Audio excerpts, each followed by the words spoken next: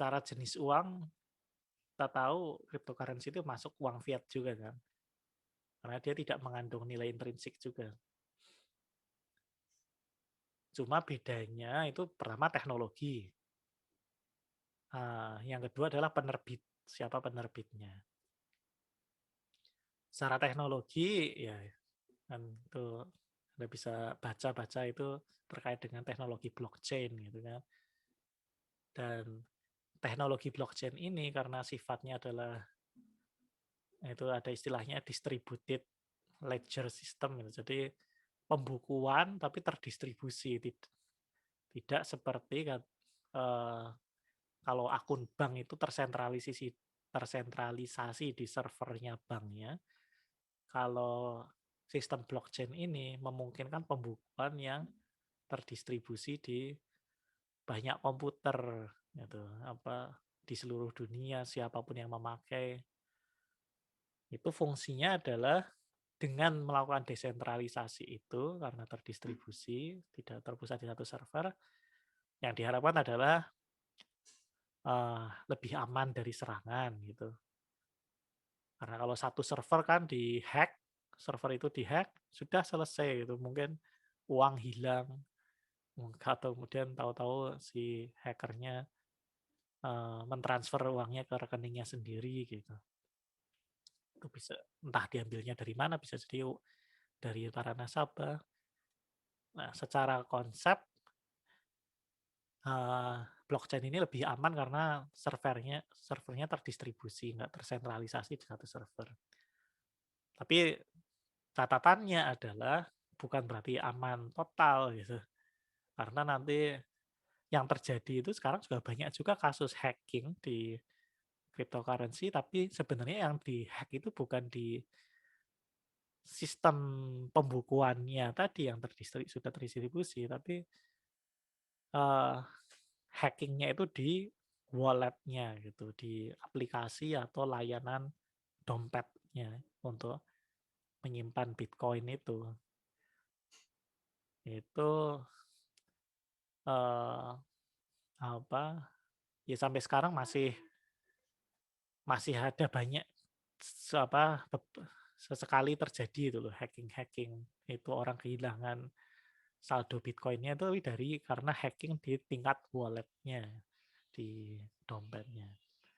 Oke, itu teknologi. Kemudian sistem yang tidak tersentralisasi ini juga membuat akhirnya tidak dan ya itu memang dirancang seperti itu tidak diterbitkan oleh uangnya itu tidak diterbitkan oleh satu pihak gitu, tapi kemudian kalau sistem yang kayak Bitcoin itu kemudian ada miner kan, ada penambang gitu.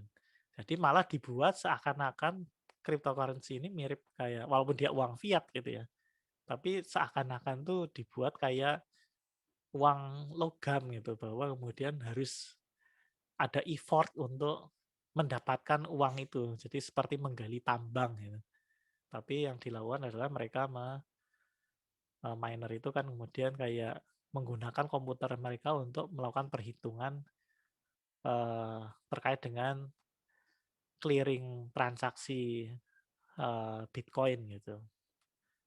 Nah, ini nanti jadi isu yang berikutnya lagi itu, bahwa kemudian mining ini akhirnya hampir sama seperti tambang tambang eee, logam, tambang emas segala yang kemudian sifatnya merusak lingkungan juga gitu. Selain butuh effort banyak juga merusak lingkungan. Itu terjadi juga di cryptocurrency, mereka butuh effort, tentunya effortnya adalah dengan mendirikan server segala macam, tapi sangat menguras listrik gitu, sampai ada yang seringkali disebutkan bahwa jumlah listrik yang digunakan untuk aktivitas mining cryptocurrency ini itu bahkan lebih besar daripada penggunaan listrik negara negara berkembang gitu. Itu kan gila banget kan, sangat boros dan ya akhirnya jadi nggak ramah lingkungan juga. Nah, oke, terus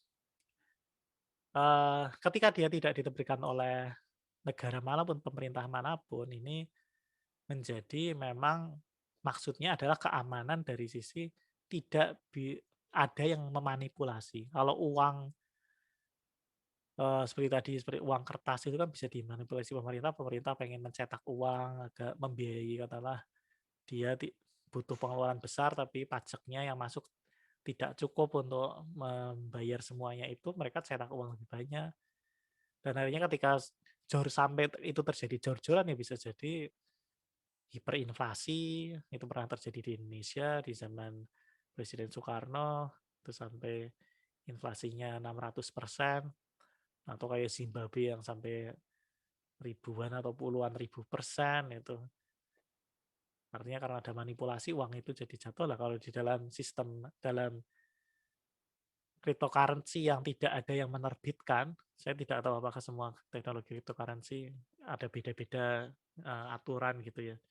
Kalau di Bitcoin ya tadi miner, penambang itu yang nanti mendapatkan, maka kemudian tidak ada yang bisa memanipulasi gitu kan. Sehingga ya jumlahnya relatif tidak bisa kemudian sampai berlebihan gitu. Nah, sekarang bagaimana dengan ke depan penggunaannya gitu? Tinjauannya dari mana? Kalau dari saya agak maksudnya menahan diri untuk mengatakan secara Islam karena saya bukan seorang apa ya, artinya saya bukan seorang ulama yang bisa berfatwa kayak gitu, tapi lebih secara analisisnya saya analisis ekonomi saja, manfaat madorot gitu ya, benefit cost. Uh, ya kita harus menemukan, uh, kalaupun mau pakai cryptocurrency sebagai teknologi itu kan netral ya.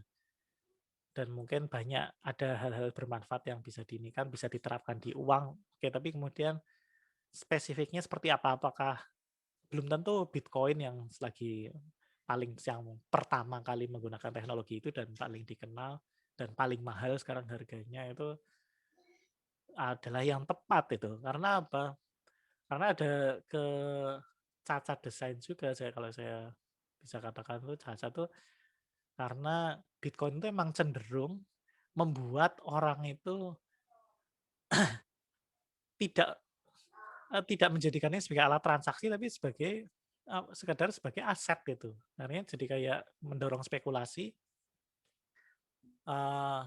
artinya spekulasi dia mengharapkan harganya akan naik. Kalau ada motif spekulasi ini karena orang mengharapkan harganya naik, nggak mungkin itu akan digunakan untuk transaksi.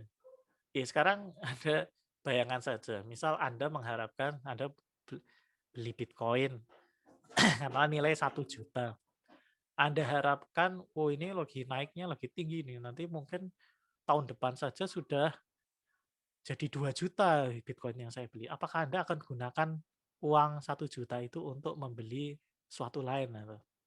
Atau katakanlah mungkin 1 juta bingung mau beli apa. Mungkin katakanlah Anda punya uang, punya Bitcoin senilai 20 juta, apakah Anda akan gunakan itu untuk beli laptop, beli motor gitu. Kalau Anda tahu 1 tahun lagi, bukan tahu ya, tapi nggak ada yang tahu masa depan, tapi memprediksi setahun lagi nilainya akan 2 kali lipat gitu.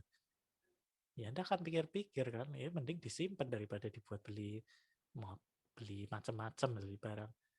Dan karena punya ekspektasi seperti itu akhirnya nggak pernah digunakan transaksi, karena tidak digunakan transaksi ya nggak jadi uang gitu, maksudnya tidak jadi alat pembayaran. Alat pembayaran itu adalah ketika komoditas itu, sesuatu itu digunakan untuk transaksi, digunakan untuk pembayaran. Tapi itu tidak akan terjadi menjadi alat pembayaran selama orang mengharapkan kenaikan nilainya terus-menerus ya.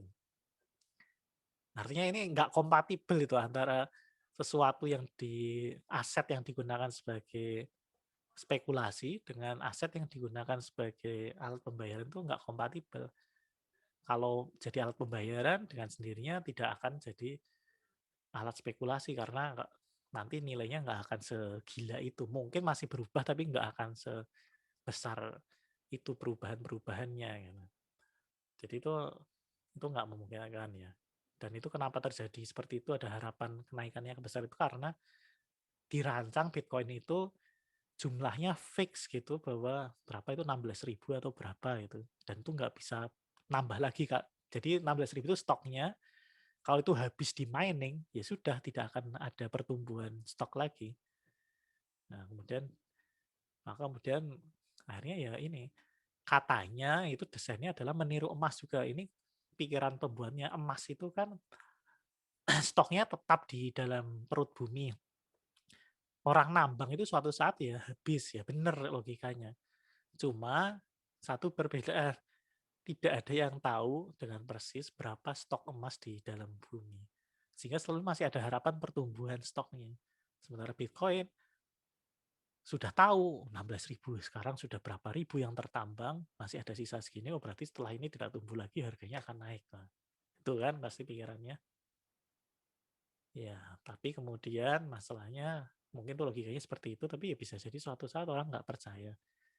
Ya memang jumlahnya terbatas, Bitcoin-nya jumlahnya terbatas, tapi uang cryptocurrency itu kan siapapun bisa menerbitkan ya. Kalau ada yang bisa meyakinkan, oh ini lebih bagus daripada Bitcoin, orang dari Bitcoin pindah, hancur sudah. Oh, nggak usah sekarang masih dipercaya aja, naik, harganya masih roller coaster naik turun nggak jelas gitu. Mungkin suatu saat orang sudah merasa eh, apa suatu saat mungkin mentok gitu, orang yang mau percaya ke Bitcoin sudah berhenti, sudah nggak ada lagi nambah cuma sedikit, akhirnya harganya udah nggak naik lagi. Begitu harganya nggak naik, udah nggak naik, udah nggak seru gitu. Mau saya beli ini harapannya bisa naik kok. Ini kok sudah setahun, sudah 2 tahun kok naiknya cuma 5%. Ya buat apa nyimpen di Bitcoin, mending nyimpen di katakanlah emas. Emas naiknya 20% setahun. Misal ya. Ini Bitcoin setahun ini kok cuma naiknya cuma 5%, mending pindah emas saja. Akhirnya mereka pindah rame-rame dari Bitcoin, Bitcoin harganya jatuh, terus bisa jadi nggak ada harganya. Apa hal itu bisa terjadi? Bisa gitu. Yang itu kan namanya bubble ya, sesuatu yang sebenarnya nggak bernilai tapi kemudian harganya menjadi gila-gilaan, itu dinamakan bubble. Ya, seperti balon kan membesar padahal nggak ada isinya, gampang pecah. Itu terjadi di sejarah. Di Indonesia kita lihat kayak bunga-bunga macam-macam itu namanya gelombang cinta apa. Itu cuma sebentar. Dulu itu kalau baca buku tentang uh, sejarah bubble itu ada yang macam-macam. Di Belanda itu ada istilahnya bubble, tulip bubble. Itu bunga tulip tapi kemudian harganya bisa sampai gila-gilaan juga dan itu berlangsung dalam waktu yang lama gitu. Jadi belum tentu kalau kita melihat sekarang, oh Bitcoin sudah sekian tahun harganya naik terus, itu akan terus, bahwa itu akan terus seperti itu tuh belum tentu, dan sejarah menunjukkan bubble itu bisa berlangsung sangat lama tapi akhirnya ketika hancur ya sudah hilang, habis nilainya ya. Dan saya percaya, kalau saya sih percaya bubble Bitcoin itu juga bubble juga. Walaupun mungkin nanti akan muncul yang lain yang lebih lebih tepat untuk dijadikan uang, itu nanti rumusannya perlu panjang ya. Apa kriterianya seperti apa yang sebenarnya kalaupun memang mau digunakan itu akan lebih bagus gitu, lebih stabil, lebih bisa digunakan sebagai alat pembayaran itu. Sekarang kan ada istilahnya stable coin itu. Tapi hampir sama sih dengan uang elektronik karena stable coin itu pakai cryptocurrency, teknologi blockchain, tapi kemudian nilainya disepadankan, misal satu unitnya itu disepadankan dengan $1 nilainya tapi kalau gitu ya hampir sama dengan e-money sebenarnya. Ya. Nah itu nanti saya kira jadi pembahasannya sebenarnya bisa ini lagi, saya lupa ada di silabusnya ada khusus atau enggak, atau memang, tapi ini sangat tepat sebenarnya kalau mau dibahas di pertemuan yang sekarang juga udah cocok ini karena memang evolusinya bisa jadi ke sana. Tapi belum tentu Bitcoin ya, belum tentu apapun yang sekarang itu nanti mungkin akan terjadi evolusi lah nanti, survival of the fittest juga, nanti mana yang akhirnya betul-betul menjadi alat pembayaran. Atau bisa jadi ada teknologi lain bukan cryptocurrency, atau mungkin dianggap ya ini nggak cocok untuk alat pembayaran, kita nggak tahu. Kita amati saja, menyaksikan saja. Yang jelas kalau pesan saya sih nggak usah ikut-ikutan uh, spekulasi lah. Kita itu bukan yang diinginkan itu di Islam. Di Islam itu dapat uang itu dengan cara memberikan manfaat yang sebanding, berproduksi. Berproduksi itu adalah menghasilkan manfaat. Kita menjual manfaat. Mendapatkan uang itu dapatkan uang dengan cara menjual manfaat, bukan dengan cara spekulasi eee, membeli sesuatu yang diharapkan harganya akan naik.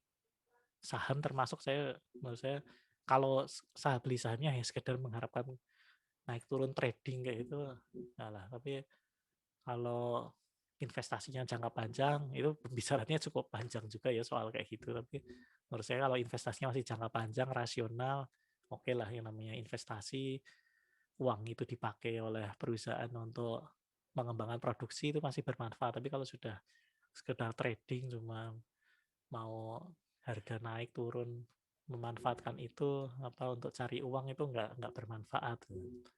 Ya cari uang kalau mau cari uang, nah ini kalau tadi hubungannya dengan etika mendapatkan uang tadi ya, yang di buku Abdul Ghaffar Ismail itu, ya carilah uang itu dapatkan dengan cara bermanfaat, dengan cara apa, menjual manfaat, melakukan sesuatu yang bermanfaat, memproduksi barang yang bermanfaat, jasa yang bermanfaat, jualah itu adalah cara Anda mendapatkan uang, itu yang dianjurkan di Islam. Saya yakini seperti itu, bukan dengan spekulasi-spekulasi seperti itu, termasuk salah satunya ya, eee, apa mau cryptocurrency, mau instrumen keuangan, apapun namanya, mau aset tetap sekalipun, mau tanah, mau apa. Kalau sudah niatnya cari uangnya dengan spekulasi, bukan memberi manfaat, itu menurut saya bukan cara yang baik gitu untuk mendapatkan uang.